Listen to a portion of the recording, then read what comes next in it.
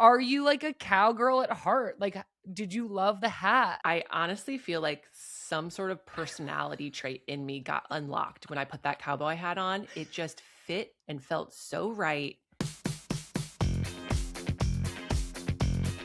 Hello, everyone, and welcome back to Good Vibes FC. I'm Sam Mewis, coming to you from the Women's Game World headquarters in 50-degree Vermont. And I'm Becky Sauerbrunn coming to you from Portland, Oregon in 65-degree You had to weather. one-up me. I have you beat. You had to one-up me.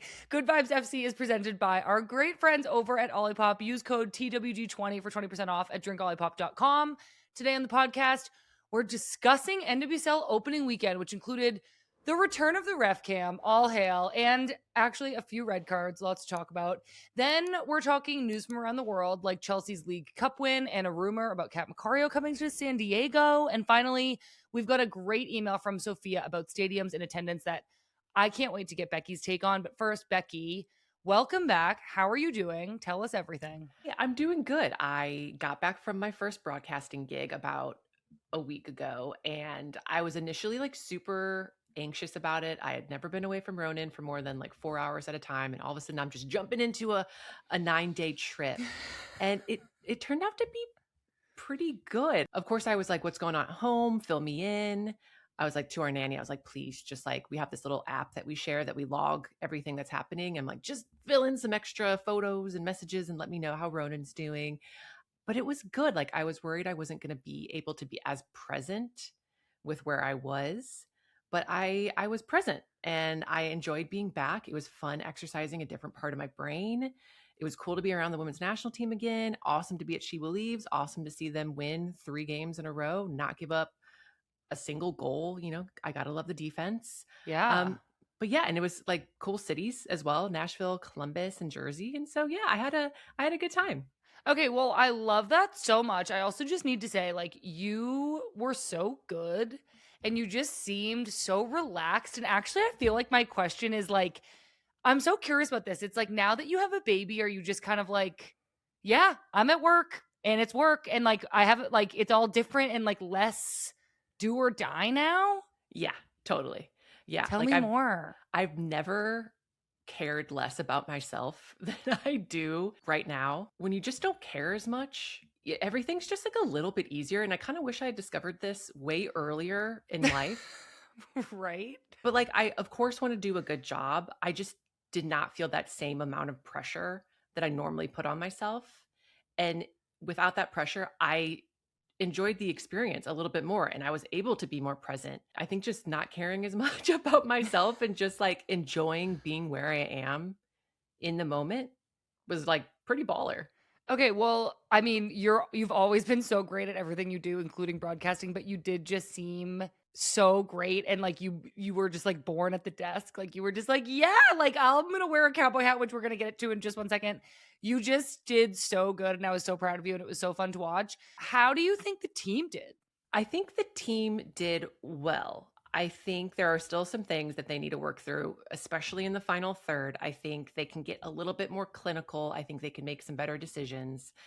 They're close though. And when this team clicks, I think they're going to be really formidable. Defensively, they're good. I mean, they didn't even let up a goal zone shot against Canada.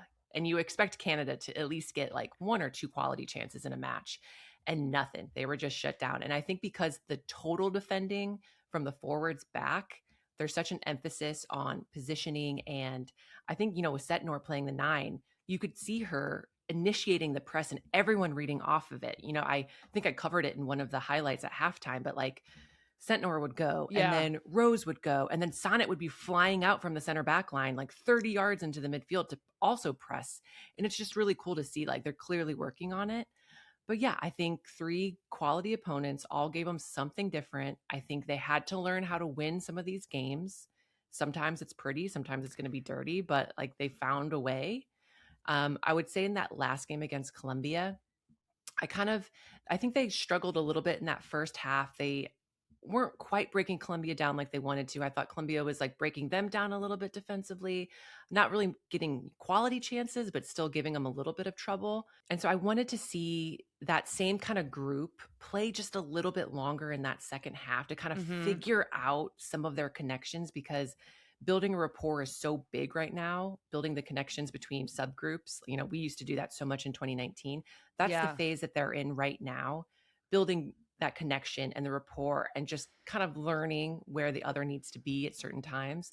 So I kind of wish I could have seen that same group work together and kind of solve it a little bit more. But then the subs came on and the subs were fantastic. So you're just like, okay, the subs made all the difference. I know the subs were so key in that game, and I give them all so much credit because it is hard to sub on and make such a notable difference like that. But I appreciate your point. Like, it does feel like the national team is transitioning from, okay, everybody's trying out for this team, to, okay, now we kind of know like the group of 30 that's going to get whittled down, but who has good relationships with each other? Like, to your point about the subgroups, what left winger, left back, and then left sided midfielder are going to be a good triple pair, triplet.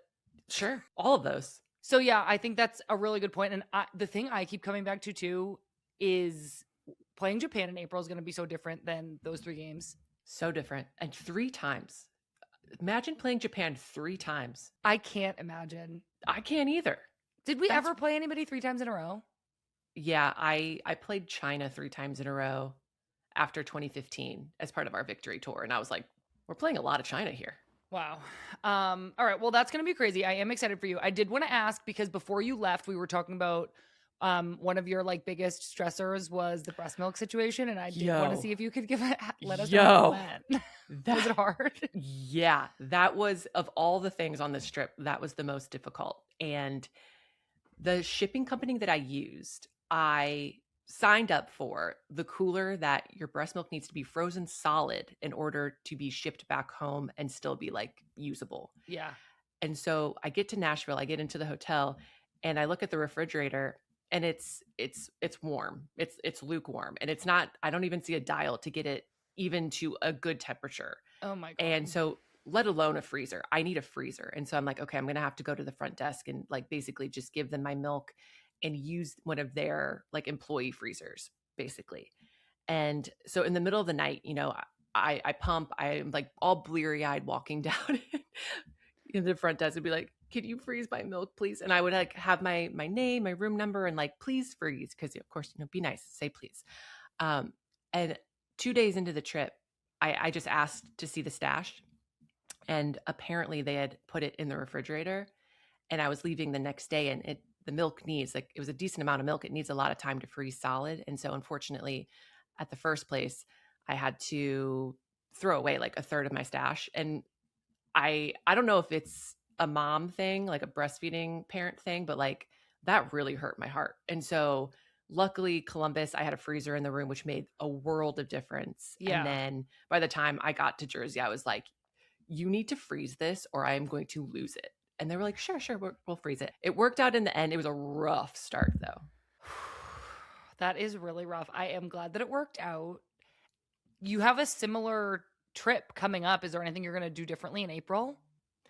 I think the production team saw that I was very serious about getting my milk sent home, and that I was really struggling with the first place that I was at.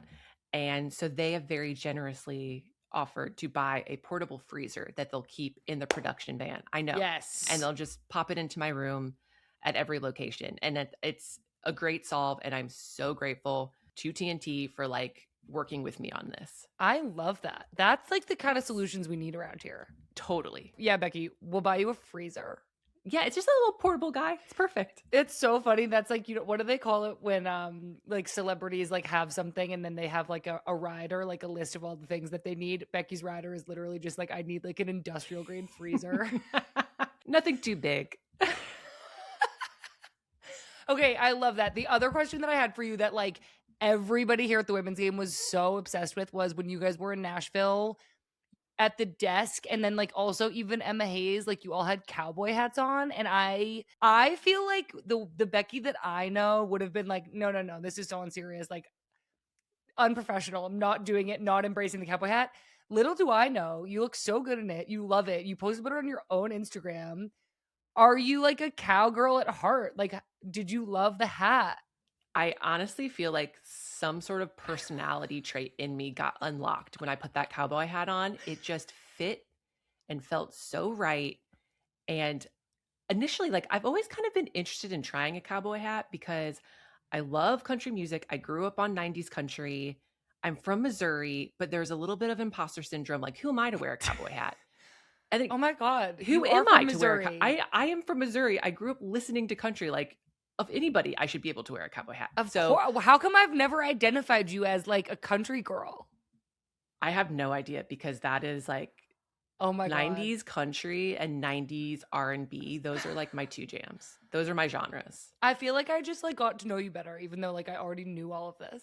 Yeah, well, I'm just full of surprises. Just I'm gonna like, keep you on your she's just- toes. She's just a country girl. So you love the hat. I love the hat, and they kept it for us. And in Jersey, we were all saying goodbye. We had just finished up the post game. They're handing out the hats, and I was like, I'm gonna go to Tobin's little retirement party that's in walking distance from the stadium. What am I gonna do with this hat? And I was like, I just put the hat on, and I just spent the entire celebration wearing a cowboy hat. And I'm like, this feels so natural. And everyone was like, you look so natural. And I was like, I know. I'm like actually truly speechless, which is a problem because we have like another hour of podcast to do, but like I just love it so much. How was Tobin's retirement party? Who did you see? It was so great. Klingenberg was there, Krieger, Kristen, obviously, Alyssa and Giselle came after the game ended. Nice. Yeah, so it was really cool. Heo was there. A bunch of people were like heading out to try to catch the last flight out of Jersey, but yeah, a lot of people were at the game. Kelly O'Hara was at the game. Pino was at the game. A lot of the 99ers were at the game, but that was like a separate thing. But yeah, Tobin had quite the crew. Oh, well, so happy for her. Yeah. Also loved watching you. I can't wait already for April to see you again. And I hope you like break out the cowboy hat again. I don't know. You can't do it too much, right? I have dubbed myself Sammy Media, but that's now true. I'm kind of like, I think like we need a nickname for you like in this realm. All right. We should workshop it. Maybe we can ask some of the hot dogs. Yeah, hot dogs. Send us an email, womensgamemib@NWSL.com. What should Becky's country-themed nickname be, a la Sammy Media? Let us know. I think that's great. Okay, Reba, well... Your turn. I know, my turn. My little update time. I have been in Boston. We did a live show at the House of Blues last week, which was so fun. It went so well. Our guests were amazing. Our guests were Christine Lilly, the governor of Massachusetts, Maura Healey. Wow. The controlling owner, Jennifer Epstein, and president of the Boston Legacy, Jennifer Van Dyke. The GM, Dome Guask. The head coach, Philippa Patau. And then two of the players, Casey Murphy and Sammy Smith, who's from my hometown of Hanson, Massachusetts. And the show like was so fun. It went so well. I made like so many little jokes that got great laughs. You love that. You love when people laugh at your jokes. It doing a live show, you do like, it's like you plan out the questions ahead of time. Like I'm not like going rogue up there. So sometimes the jokes, like you have kind of thought of them beforehand. And so they're like a little bit like, it feels like a stand-up comedy monologue where you have to be like, I'm saying this joke and I've thought about this joke before. So like, I hope it works. And they worked. It was so great. I'm not surprised, Sam. Not surprised at all. You were like a live show queen. Yeah, I know. We're doing live shows over here, but it was really great. I had like 20 or like 25 people come because obviously I'm from Boston. So like my family came and a bunch of friends. Did that make you more nervous? I actually was so nervous for this one. Like when you and me and Lynn have hosted a live show together, like the one we did in Seattle, or sometimes I'll host the live show with Raj. Mm-hmm. I feel less nervous because there's somebody else on stage to like take some of the attention. But at the beginning of the show, I was waiting backstage to walk out, and like it felt like I waited there for 15 minutes, just like, okay. And I was actually really nervous for this one. But as soon as you kind of sit down and like start talking, I felt much better. Talk about being good at something. You're very good at that.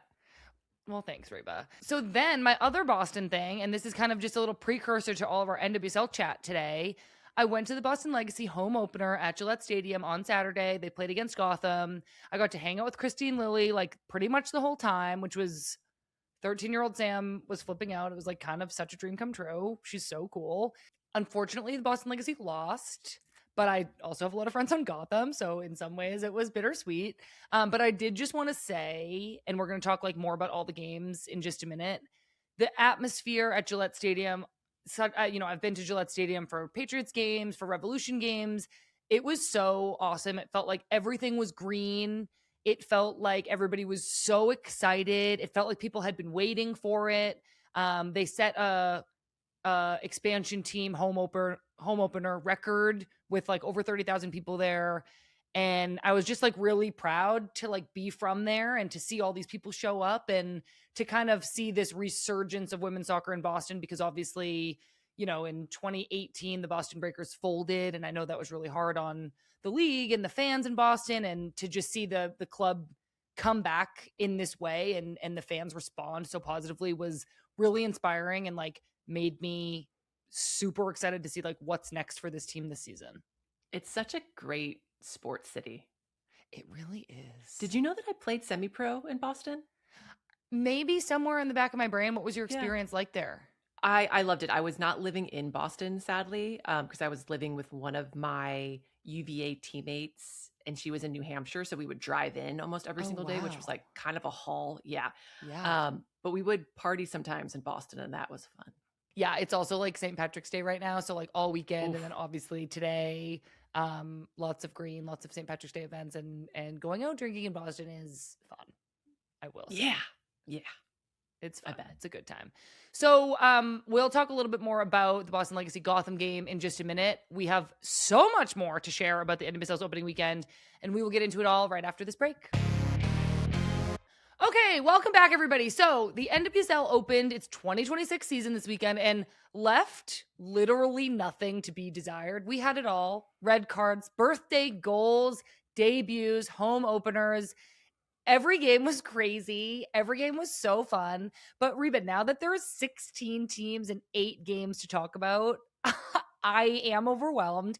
And I do feel like we're going to have to find like creative ways to break down everything that happened without just like list by list going through each game.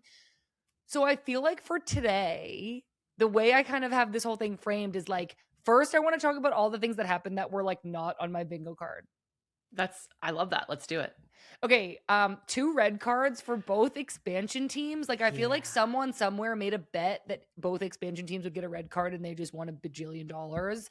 Bianca St. George for the Boston Legacy got a red card, and then Janine Sonis for Denver Summit got a red card. Obviously bummed for them. Sucks for that to happen in your like season opening game. But something about the symmetry of the 2 red cards for the expansion team made me be like, do you think this happened for a reason? I also was wondering, it's the first game of your new team, of a new franchise. So I imagine emotions are running high, but I look at the actual fouls and Bianca St. George playing center back. I did not know that she was a center back. Like, has she ever played there before? I think of her as an outside back. You think of her as outside back. Okay. I feel like in Utah, she was utilized more as like an attacking player. Oh, yeah. I think you're right. So to see her at center back, like, I get it. She is a feisty, combative center back. Like, you would love to have her in there. And like, I guess when you do have a combative center back, you should expect some fouls. Like, she's in there to make a statement. The second yellow in particular, I was like, okay, that's just for sure a yellow. It's just like tough. Like, that's tough going. I know. And when they showed it on the ref cam, I was like, oh, the ref was right there. Yeah, the right side. like we saw the ref's view of it, and I was like, oh man. Yeah, there wasn't a whole lot of hesitation in grabbing that second yellow for sure. And then I was looking at Janine Sonis, and she's like such an experienced player. She's played internationally with Canada. She's played professionally in a bunch of places. And it was just like a cleats up high boot to the shin, and not malicious, but just, it's, if it's not red, it's really orangey. And so I'm just like, to me, I don't know if the emotions were very high or if it was really just coincidental bad luck for both these teams. I know. I think it's just one of those like crazy NWSL things that just happens. And everybody's like, was this did this happen for a reason? And the answer is like kind of like, I don't know. No, I was curious. I kept thinking, especially in Denver's case, who had to play a player down for so much of the game. I was like, I wonder if they even prioritized playing this with 10 players yet. Like I think of all the things on a coach's list with an expansion team of to go over in the 6 to 8 weeks of preseason that you have. And the list is so long that I'm like, does playing down a player even make the list? I am such a proponent to at least go over what you want the formation and the tactics to look like if you go down or up a person.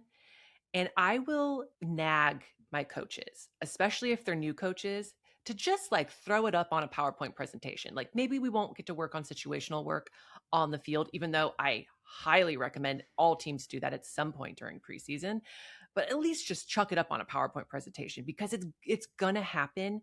And you can really tell when teams know how they want to change up and play and the teams that really don't. This is like annoying to bring up, but in North Carolina, we would actually train like game specific scenarios every week. Sometimes it would be up a goal, sometimes it would be down a goal, sometimes it would be up a player, sometimes it would be down a player. And we like, I'm not saying that in the first 6 weeks of preseason we did that every week, but like we did it a lot because you're right, Becky, it does happen and it could be the difference between 3 points or 0 points. And so it is super important. When a team is up a goal and they do not go to the corner and someone takes a shot from a bad angle and it goes out for a corner kick and the other team gets a whole free possession and another quality chance on goal, Selfish. you will never hear me yell more on the field or on my couch in those situations. Selfish. I notoriously at a U20 World Cup, we were winning the game 1-0, and I was like on a clear breakaway, Becky, like not a defender in sight. I'm 30 yards from goal. I'm dribbling straight at the goal, and I go, "Ah!" And literally went straight to the corner, wasted as much time as I could. We won the game, but they showed it in film, and the coach was like, Sam, like, really selfless like move here, but like you could have gone to goal. Like you were on a breakaway. Yeah, I mean, a breakaway is a little different, but you did win the game, did you not? And We let's won the just say game. you went for a breakaway, keeper got it, threw it out, your team wasn't set, they go on and tie it. You're going to feel real bad about that. Becky, you don't have to tell me twice. I will never, ever Preaching do to the that. choir. Okay, so a couple things. Obviously, both expansion teams lost. Both expansion teams got a red card. But I'm curious if you watched, either game, both games, did one team or the other impress you more? I did get to watch a bit of both games, and I am a bit more impressed with the legacy. And I think it was because of the way that they were trying to play. And it looked like they were trying to play out of the back. They were doing tight combinations. I thought Karich in the midfield was in particular doing some really good things, like getting herself and getting other people out of pressure. So I was pretty impressed. And then Traore up top was like such a handful, creating so many chances, trying She to had set that up one chance like right in the 6th that went over, but I was so excited at the moment. Yeah, I was really impressed, and I think she's going to give a lot of backlines some problems. Yeah, I agree. I was at the game, and as you know, Becky, it is really hard to like pay attention tactically when you're at a game because you're like talking to somebody over here, and then I like had to walk to the broadcast booth to do a quick hit over there, which was actually so fun. But I do want to like watch the full game back and like see what kind of tactical takeaways I can have. What I do remember watching live was Casey Murphy. I thought did great.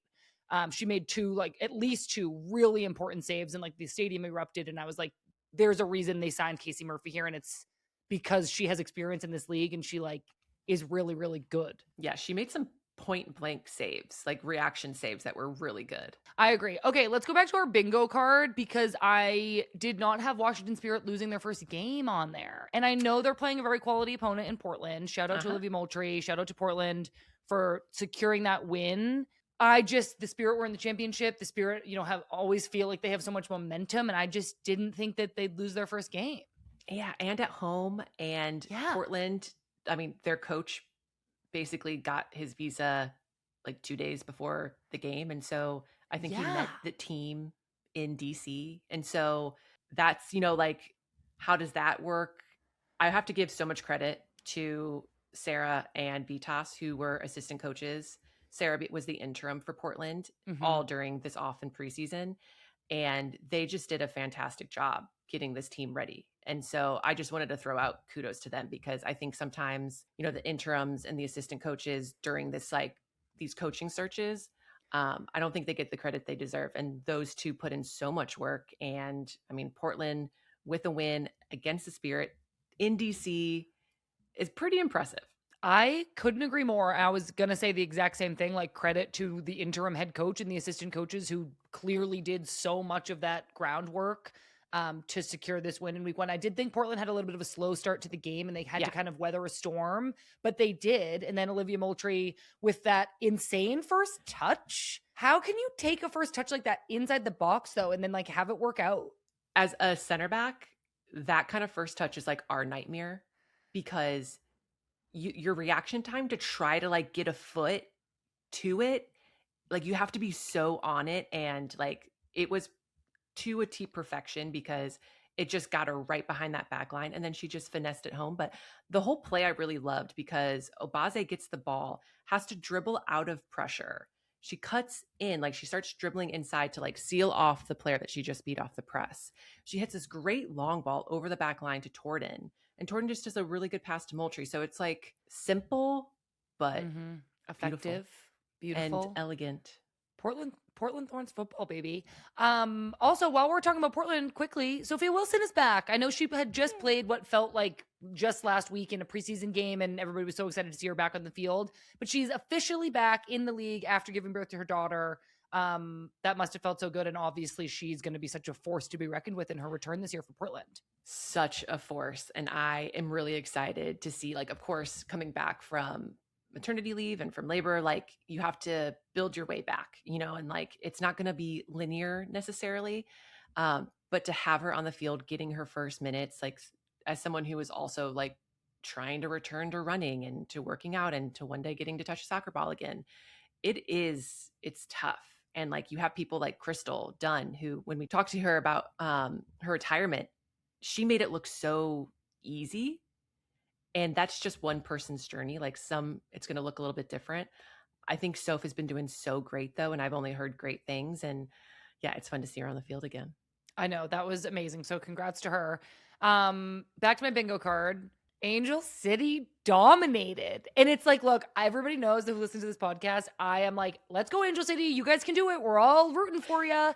They beat Chicago 4-0. Granted, Chicago did not look great. I was a little bit disappointed in that, but their goals were amazing.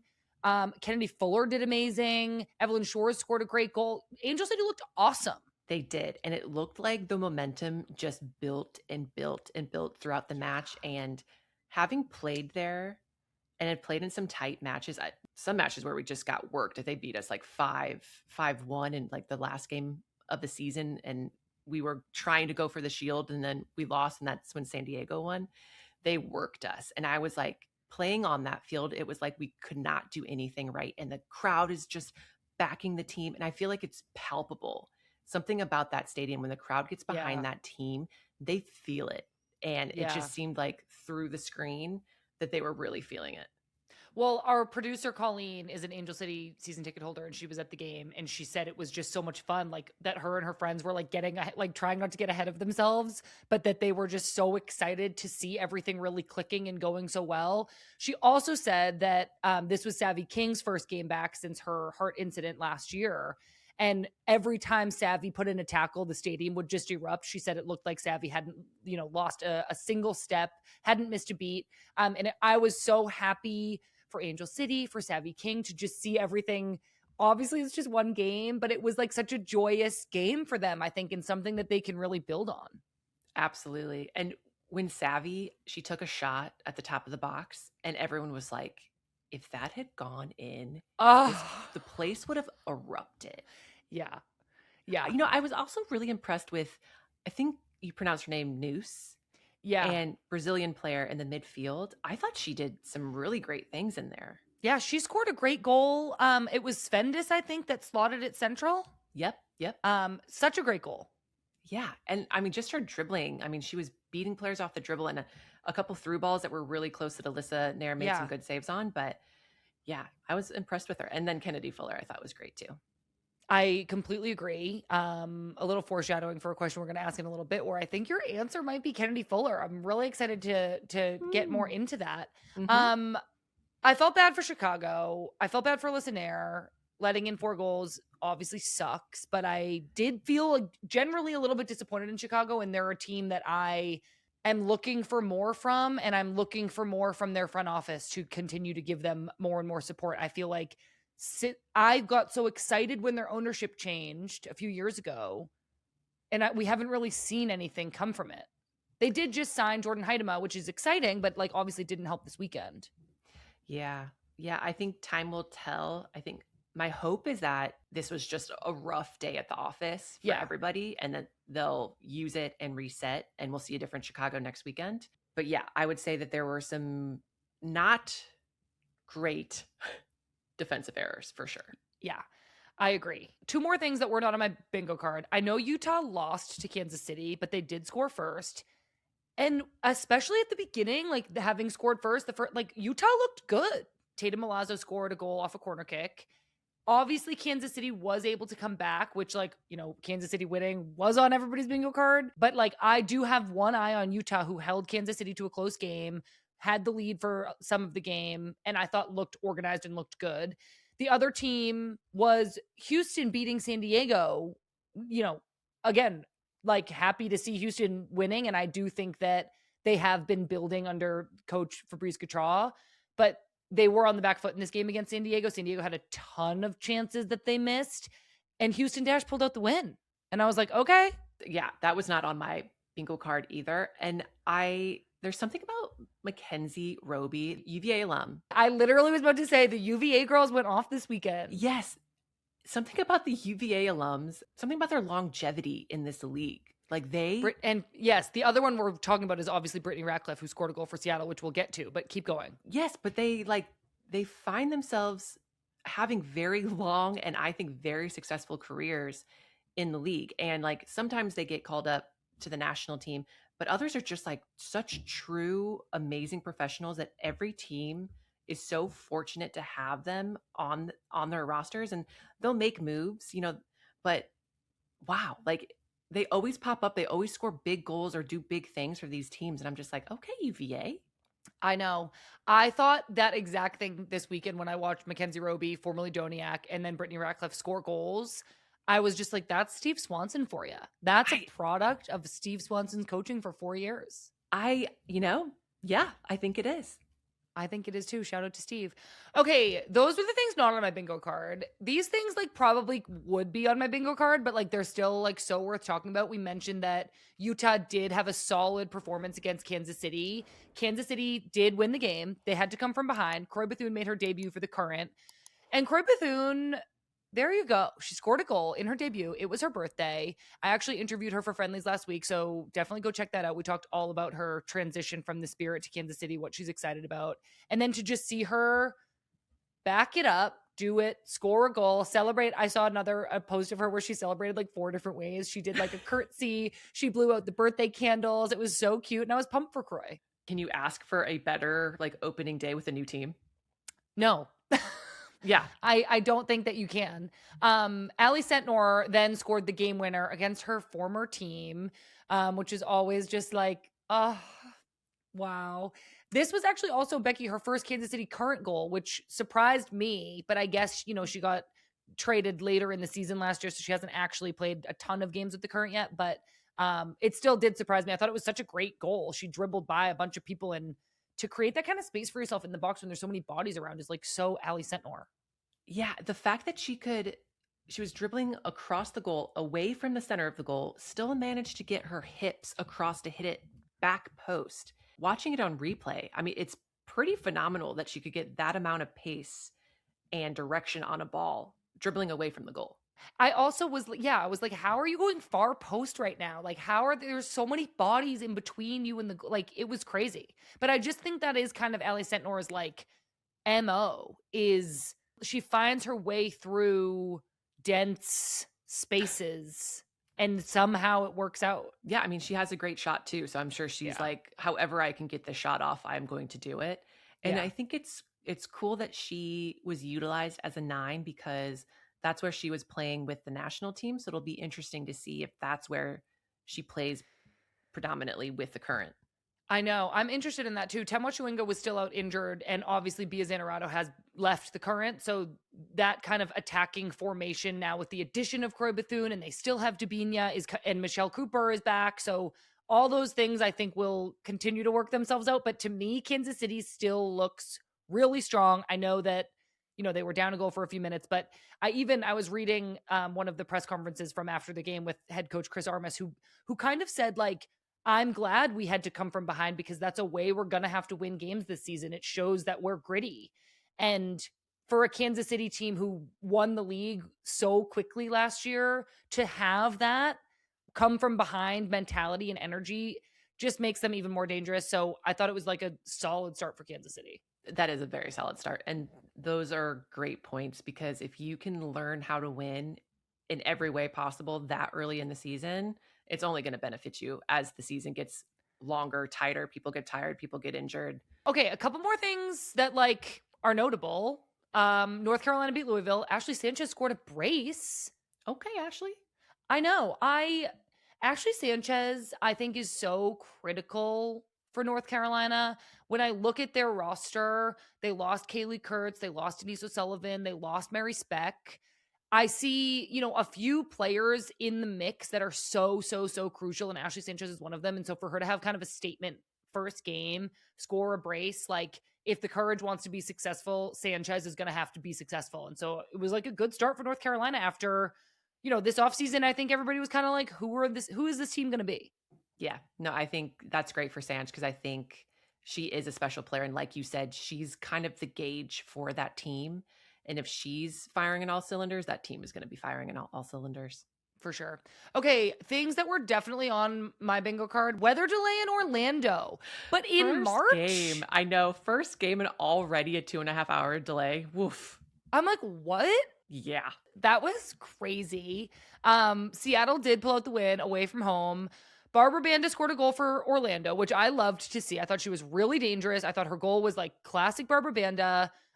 Definitely like a W in a sense for Orlando, that Barbara Banda is back healthy and scoring goals. That's great for them. They did lose because Jess Fishlock is that girl. Jess Fishlock, try and stop her. You can't. No, and to write off Haley Mace, who's a very strong defender. That was my exact reaction. Yeah, like that's not an easy thing to do. And then to have the composure to just kind of slot it home, it's a really good goal. It was a really good through ball too.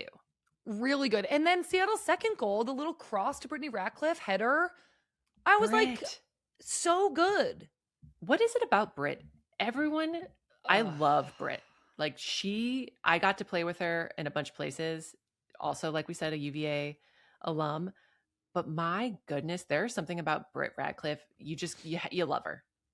You just love her to pieces. You just love her. She's the sweetest. I also saw a really cute picture of Lynn watching the Seattle game from Australia, watching her team win, and I loved that. Okay, a couple more things that are obviously, Claire Hutton is so good. So good. And the trajectory of her career over a very short time is also really impressive. And she's really establishing herself on the international stage as well. I mean, talking to Emma Hayes, her, plans for the future for this team, I feel like Claire Hutton, it definitely is in them. Totally agree. The other really standout player, and I had to just listen to part of this game because I was driving and we just had the play-by-play on as audio. And the name they kept saying was Alex Pfeiffer. And then when I watched the rest of it and then even, watched the highlights back of this game, Alex Pfeiffer was so great. I feel like she kind of took that same journey as Claire Hutton. She went from Kansas City to Bay, but I think it just got a little bit, for me, lost in the shuffle, beneath Claire's move. But Alex Pfeiffer, young player, she played wide right, but she kept cutting in on her left foot. She scored a goal for Bay, and she got the assist for the game winner. And all I could hear when I was listening to the audio was her name over and over and over again. I thought she did so great, and I feel like she's on a team now and in a place where she can be the go-to person, and I'm so psyched to keep watching her. Yeah, and I don't know if you noticed this either. Like when she scored, I mean, you could just tell that she was so amped for this game.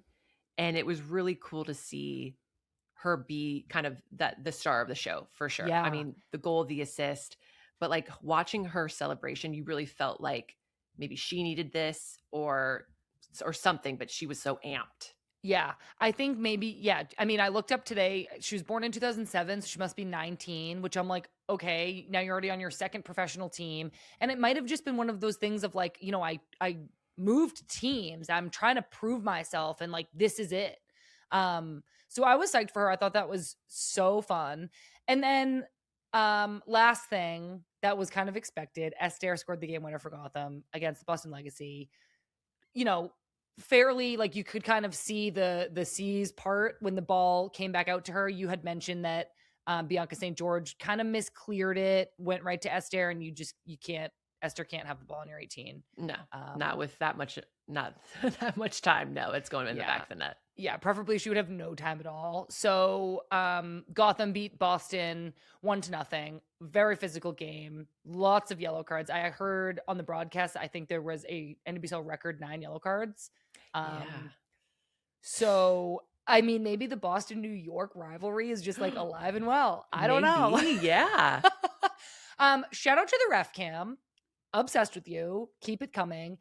And then shout out to everybody on our Discord who joined our fantasy league. Becky, I don't know if you got the memo about this, but there's this app called Fantasy Soccer, and we made a little TWG fantasy league. So do you want to hear my team?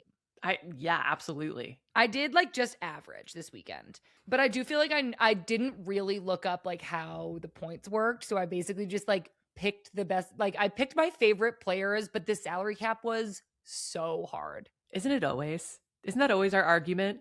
The first time I just went through and I picked everybody that I wanted, and I was $20 million over the salary cap. And then I was like, oh, I did not know how to play this game.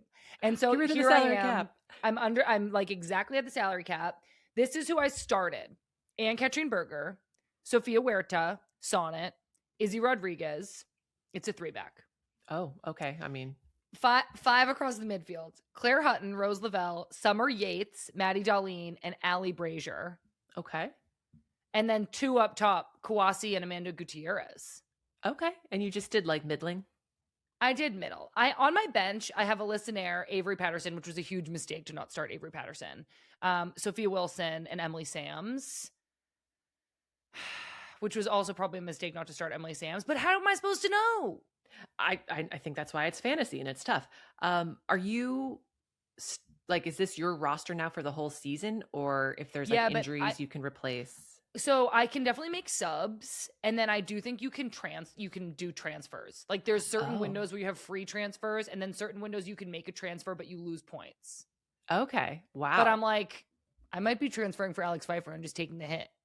I mean, also, are you gonna like get the GM bug from this? I mean, it sounds like you're really like putting together some rosters. You got the salary cap. I would have to be a GM in a league with no salary cap. Like I would be so greedy. Yeah, your owners would be like, Sam, we are $20 million in debt. Yeah, Sam, like we're getting fined and like we're ineligible to compete.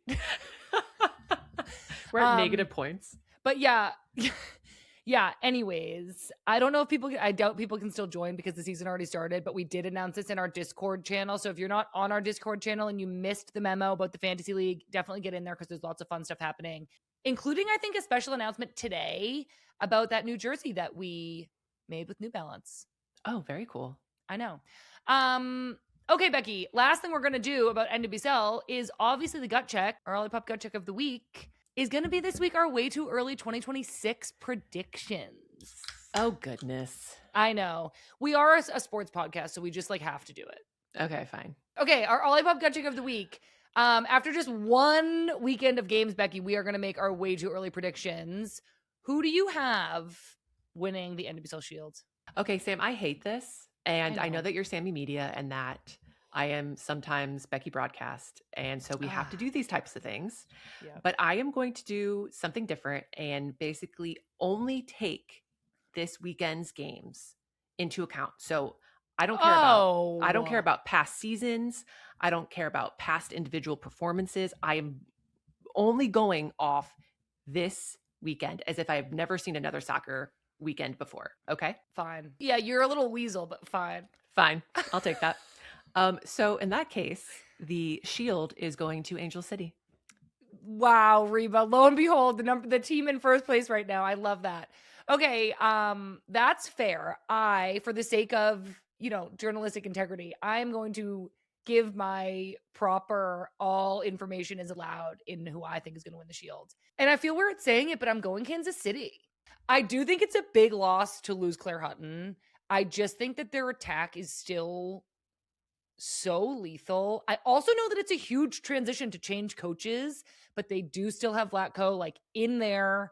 And sometimes I feel like when you have such a good system one year, even when the coach changes the next year, you're still riding the wave of all of the good habits and all of the good like connections that you have had previously.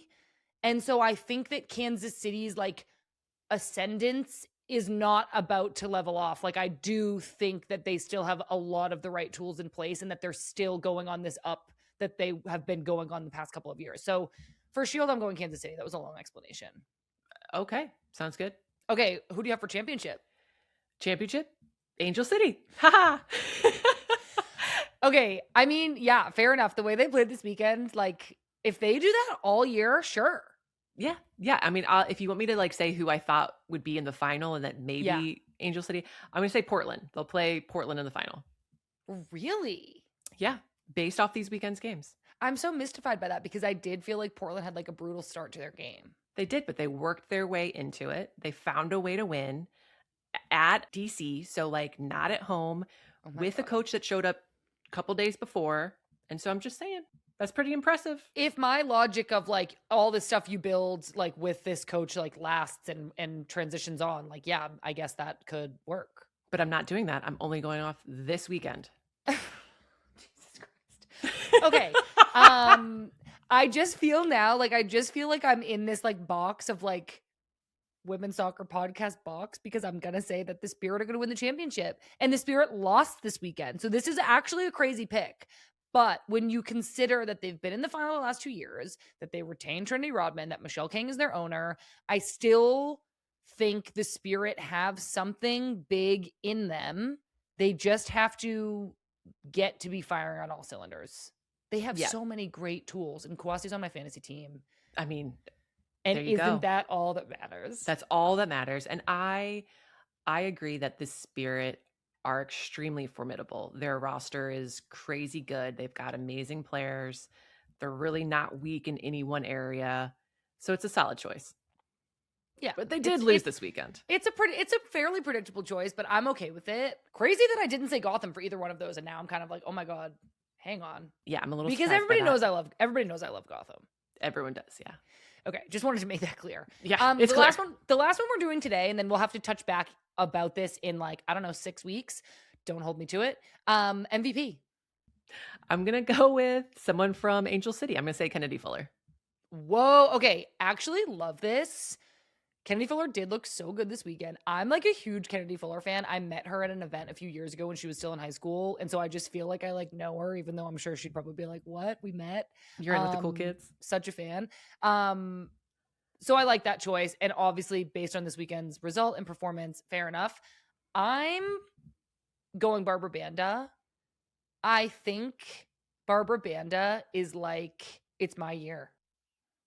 I think that's what she's thinking. So I'm going Barbara Banda. Temo Schwing has won it the last 2 years, but Barbara Banda has been right there. Obviously, she unfortunately was injured for a good chunk of the season last year. She looked good this weekend. I think that Orlando needs her if Orlando wants to have the kind of success that they had 2 seasons ago. And so I feel like she's just ready to rock. Yeah, and I just watch some of these poor defenders having to play against her, and if they step a moment too soon or drop a moment too late, she's an uncle. And it's probably going to be a goal too. I know. I'm going to go even further. I'm going to say she's going to score 20 goals. Okay. 20 goal MVP season. Barbara Banda, you heard it here first. You probably didn't, but I would say that's a hot take, but I don't actually think it's that hot. Like it's Literally not a hot take at all. people are It's gonna be just like, yeah, that makes sense. probably. Okay, that was our Olipop gut check of the week. Brought to you by our good friends at Olipop. Thank you, Olipop. We do have to take one more quick break, but we have lots more to talk about, including Kat Macario when we get back, so don't go anywhere. Welcome back, everybody. We have a few more quick updates from around the women's soccer world. We need to kick off our news and notes by talking about Kat Macario, 26-year-old U.S. Women's National Team forward who will allegedly, this is just reported news, be leaving Chelsea for the San Diego Wave for a record $8 million contract. Kat, our girl, was born in Brazil, as a lot of us know, but when she was 12, her family moved to San Diego so that she could pursue more soccer opportunities. She went to Stanford. She's been playing overseas. She played for Lyon, Chelsea. And so this would be, if she comes back, which reportedly she is coming back, her first time playing in the NWSL in her hometown kind of San Diego. And I'm actually, Wave fans have been like crossing their fingers that this was coming, that this is going to happen. I feel like Wave fans like needed this, and it's obviously such a great thing. When I think about what this means for Kat, I'm so interested in like what it signals that she's prioritizing leaving Europe. What does it say to you, Becky? I have no idea, but what I do hope she's prioritizing is her happiness and her health, which is what I would hope for anybody making these big decisions. But I think like you leave Chelsea, which is, you know, like cold and rainy, and you go to San Diego and it's like warm and sunny, like right there, like an environmental difference. And then you've got family, you've got ties to the area. Maybe she's like wants to kind of be in a place that feels a little bit more like home. And maybe she wants to play in the NWSL. I mean, she's like you said, she's played in France, she's played in England. Both of those leagues are a different style than the NWSL. And the NWSL is so great in that it is transitional. Every team has its own identity. Every game is such a battle. Like that, to be in it week in and week out, I think is a great advantage, especially as she continues on with the national team and just like getting into those like tournament shapes and things like that. And so, yeah. And I hope she's just, I mean, $8 million. That's nothing to sniff about either. I know. And obviously that's like over a few years. When I said that out loud, I was like, it's not $8 million a year, but it is over the course of her contract. It is an incredible sum, which of course players should prioritize, like make your money while you can. But I think I'm also like, I'm trying to like put myself in Kat's shoes. And I'm like, yes, coming home to San Diego sounds awesome. The things that I hope for her, kind of along the lines of what you said, are like, I hope that San Diego is just like, we have the best medical team ever, and you're going to be healthy from here on out because we're going to prioritize that no matter what. That's like what I want for Kat. I think that's what the national team needs from her. I want her playing games week in and week out. And I hope that being home and being in an NWSL environment is what's best for her, like body, physically. The other thing that I'm thinking of is like, it does feel that Chelsea is going through a transition. They, recently got rid of their head of women's football. They are going through this transition with Sonia Bonpastor, still in a few seasons in now after Emma Hayes was there for so long. But Guru Wrighton also recently just left, and she's going to Gotham, which is, I mean, so unfair of Gotham to just get Guru Wrighton on top of everybody else that they already have. But it's like, it just feels like Chelsea is going through a change and a transition. And so part of me is like, okay, now Kat's leaving. I'm excited that we're going to see her week in and week out. But I am surprised because when I think of Kat, I think of like somebody who really reveres the European style and game. And Jonas Eidval, of course, came from Arsenal before. So her head coach will be somebody who also reveres that style. And I think San Diego is capable of playing beautiful football. I was just kind of surprised, but I probably don't know Kat as well as I think I do. I think what's so great is that because Kat has been playing in Europe and she's got a little bit more of a European style to her, she's kind of a back to goal 9, really smart with her positioning, really good at link up play. You don't see as many back to goal 9s in the NWSL. And so it'll be so fun to watch San Diego, allegedly, if Kat goes, obviously, have that tactical flexibility and have Kat in there to be a back to goal 9, because it really does change the way a team can play. And that's really exciting. Yeah, I agree. I mean, we're all so lucky if this is true and she's coming back and getting her bag, like, let's go. Like, I'm psyched for her. And it's going to be so fun to watch. Like, I can't wait to see her play with those other players on San Diego, like Ken Zadali and Gia Corley. Like, this is going to be awesome. And maybe San Diego is moving up into our lists for Shield Championship winners. I don't know. While we're on the topic of Chelsea, Chelsea won the League Cup on Sunday. They beat Manchester United 2-0. Lauren James and Aggie Beaver-Jones scored. And, you know, I just talked about Chelsea going through this transition, but Chelsea, like, despite missing Sam Kerr and Ellie Carpenter, who are at Asian Cup, and then Naomi Girma and Kat Macario not playing due to injury, they still won this League Cup against a Manchester United team that's doing really well this season. So I do want to just shout out to that. Like, I think despite, you know, there have been reports of some unrest and there is this feeling like maybe it's a time of transition. They just won their first trophy of the season, and that's like, you know, nothing to balk at. What a word. Bulk. Thank you. I didn't know what word I was going to use there until I thought you were going to say sniff at, but you said bulk. And nothing to turn your nose up at. Yeah, wow. Okay. Impressive. Nothing to balk at was probably not the right word. Sammy Thesaurus. You know what I mean, right? I totally know what you mean. I am not surprised to hear that maybe there's just like a little bit of unrest. That is a team that is absolutely stacked in every single position. And maybe some of these players are kind of like, are there opportunities where I will be given a legitimate chance to be a week in and week out starter? Not someone that like maybe once in a while gets to start, maybe comes in, maybe will make this roster, maybe won't. Maybe they're just starting to search and hopefully find places where they feel like they're going to get more minutes. Mm-hmm. Yeah, I think that makes sense. You're so right. Chelsea is so stacked at every position that somebody like Guru Wright or Kat Macario doesn't want to rotate minutes. Yeah, they want to start and play every game. So fair enough. And I think, you know, Chelsea is an incredible club with incredible resources, and they will continue to succeed as we saw this weekend, kind of despite any rotation we see in their roster, any changes that we see. Another thing that I wanted to talk about, this might not seem like a really hot headline, but it's something that really means a lot to me that I noticed that NWSL announced the formation of a health advisory council. And according to the press release, this council is going to bring together leading medical and health experts, researchers, innovators, and elite athletes to guide the league on a holistic approach to player care. A few things that it's going to focus on are advancing women's health, strengthening mental and physical health resources, identifying opportunities for innovation and research, and elevating education and awareness through storytelling and public engagement.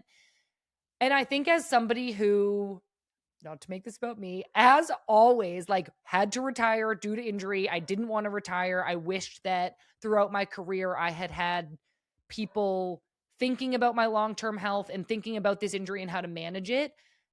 Seeing the NWSL prioritize this and think that it's important, especially after last season when we saw so many concerns at different levels about Savvy King's medical emergency, Savannah DeMello's medical emergency. There were also a lot of heat advisories. There were a lot of players starting families. So I think that the NWSL, like looking to this and saying we need experts making protocols and plans and weighing in, we need athletes like telling us what this is really like, is just like super important. And, you know, sometimes I praise the front office and sometimes I really question the front office of the NWSL. And this is an opportunity where I'm like, this is so good. And I'm so happy that the players are going to have more resources and more people thinking about their health. I was looking through the advisory board, the names on there, and I saw Rachel Van Hallebeck, formerly Rachel Bueller. If she is on any advisory board, I am all for it because she is one of the best human beings that I have ever had the good fortune of knowing and spending time with and sharing space with. And she was a player, was on in the NWSL. She played on the national team, bunch of caps, won a bunch of stuff. She deferred medical school for so long, but she would be like studying in camp when the rest of us were like napping and just trying to get to the next training session. She was like studying for MCATs and everything and passed with flying colors. And like, it's really cool to see her on there. And I agree, Sam. I think anytime we can focus in on women's health, it is to all of our advantage because we all know there's just not enough research or focus or awareness on women athletes. Everything is usually based around men's athletes and So I think with, Michelle Kang giving so much money to the federation, especially when it comes to research, Yeah. having this advisory board, I think it's a really exciting future.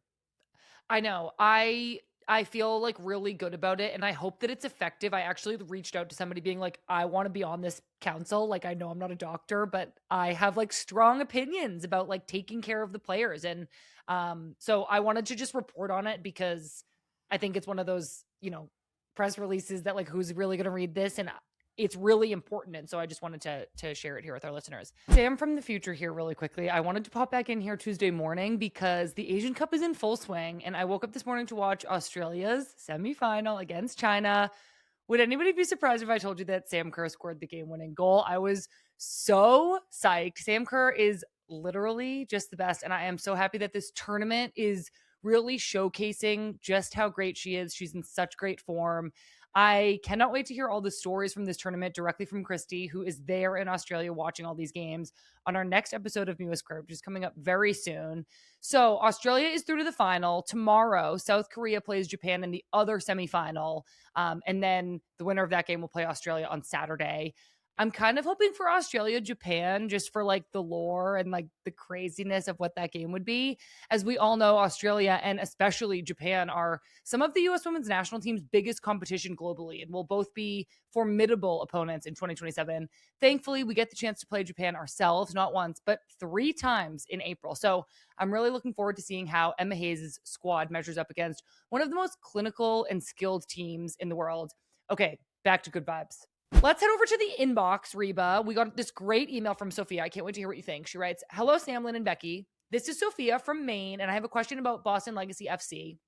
This weekend, we saw Boston break the NWSL inaugural home opener attendance record with 30,207 fans at Gillette Stadium.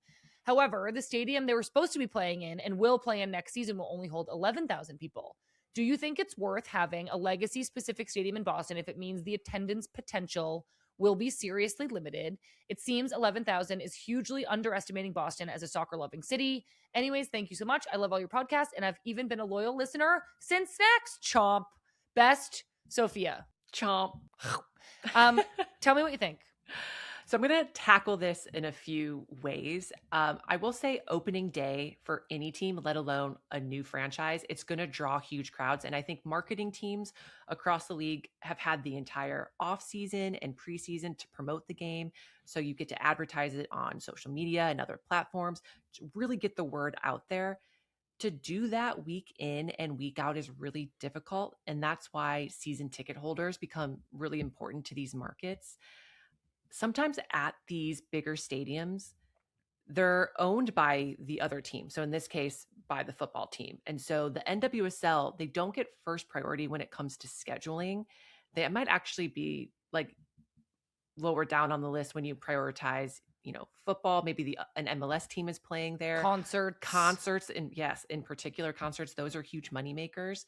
So not only does it become difficult to schedule out the season in an advantageous way with, these primetime slots, the renting out of the stadium is super costly. And I don't think a lot of ownership groups want to take the risk that if you're not getting 30K in the stands, like they're willing to take that financial hit. And then another way to look at it is that you really want your match day experience to be like a party. And if it's hard to get into the party, you kind of just want to go even more. And that match day experience is so important to establishing that brand and winning over your fans. And so unless you're consistently like seeing that there's 30,000 ticket being wanted, that demand, like, Yeah. I think, sure, if that happens, you can revisit it after, 2 or 3 seasons, but having your own stadium that you're going to sell out, it's going to be the hottest ticket in town. The atmosphere is going to be rocking.